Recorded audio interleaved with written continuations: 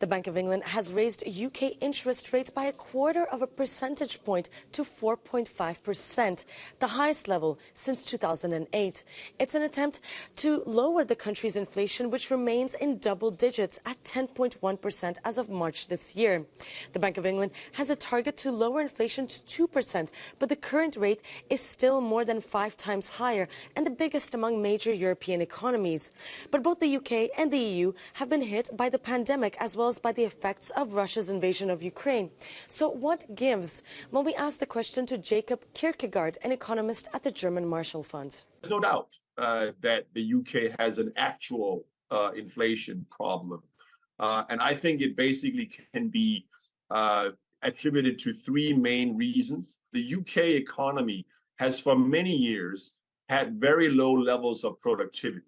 And that's important because normally in an economy with high levels of innovation, productivity, you can have rising wages, etc., without price pressures. That's not the case in the UK. Secondly, the UK suffers from a pretty inflexible labor market. So you have, increasing labor shortages, etc., in parts of the UK.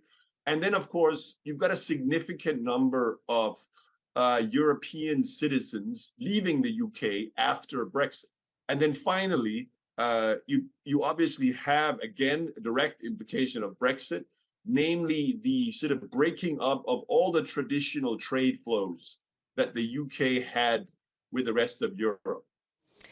What about other EU countries which have managed to keep their inflation rates the lowest? Well, as you can see on this graph, Luxembourg has the lowest inflation rate at just 2.7%, followed by Belgium, then Cyprus and Spain. So how did these countries manage to keep their inflation rates lower than in the UK? The big reason why in the last 6 to 9 months you've had such big differences in the level of inflation across particularly the euro area countries is that governments have implemented different variations of price controls on gas or electricity, like you saw in France. And other countries haven't done it at all. The Bank of England now expects inflation to fall to 5.1% by the end of the year. That's already less of a drop than the 3.9% that was forecast back in February.